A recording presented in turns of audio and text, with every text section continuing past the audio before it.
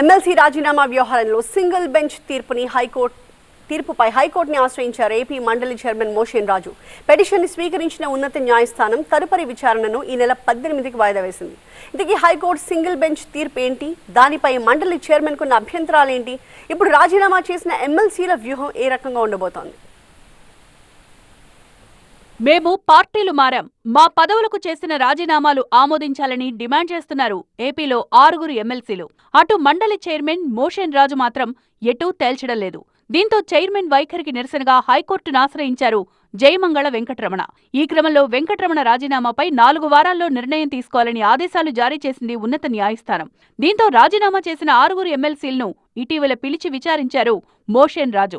రాజీనామాకు కారణాలు అడిగి తెలుసుకున్నారు. ఈ క్రమంలో చైర్మన్ ఏదో ఒక నిర్ణయం తీసుకుంటారని ఆశించారు ఆ ఎమ్మెల్సీలు. అయితే ఇప్పుడు అనూహ్యంగా మండలి చైర్మన్ మోషన్ రాజు కూడా కోర్టును ఆశ్రయించడం ఆసక్తికరంగా మారింది. మండలి చైర్మన్ గా తనకున్న సర్వాధికారాలు, విచక్షణాధికారాల దృష్ట్యా రాజీనామాలు ఆమోదించాలన్నా లేదా తిరస్కరించాలన్నా తన పరిధిలో మాత్రమే ఉంటుందని తన పిటిషన్లో పేర్కొన్నారు మోషన్ రాజు. ఇందులో కోర్టులు జోక్యం చేసుకునేందుకు అవకాశం లేదని చెప్పారు. మర్రి రాజశేఖర్, కళ్యాణ చక్రవర్తి, కర్రి పద్మశ్రీ, జకియా ఖానుం, పోతుల సునీత, జయమంగళం వెంకటరమణ గతంలో వైసీపీ నుంచి శాసనమండలికి ఎన్నికయ్యారు. అయితే అసెంబ్లీ ఎన్నికల అనంతరం వీరంతా వైసీపీకి గుడ్ బై చెప్పేశారు. బాధ్యతగా ఆ పార్టీ తరపున తమకు దక్కిన ఎమ్మెల్సీ పదవులకు కూడా గుడ్ బై చెప్పేశారు. వీరిలో బల్లి కళ్యాణ చక్రవర్తి, కర్రి పద్మశ్రీ, మర్రి రాజశేఖర్ టీడీపీలో చేరారు. ఇక పోతుల సునీత, జకియా ఖానుం బీజేపీలో చేరారు. జయమంగళ వెంకటరమణ జనసేన కండువా కప్పుకున్నారు. అయితే వీరంతా రాజీనామా చేసి నెలలు గడుస్తోన్నా మండలి చైర్మన్ వాటిని ఆమోదించలేదు. అలాగని సాంకేతిక కారణాలతో తిరస్కరించనూ లేదు.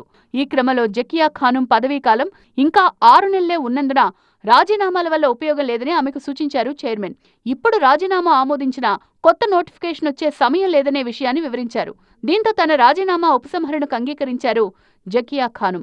మిగిలిన 5 ఎమ్మెల్సీలు మాత్రం అటు మాజీ కాలేక ఇటు పదవిలో కొనసాగలేక సతమతమవుతున్నారు. అందుకే తమ రాజీనామాలపై నిర్ణయం తీసుకోవాలంటూ చైర్మన్పై ఒత్తిడి పెంచుతున్నారు.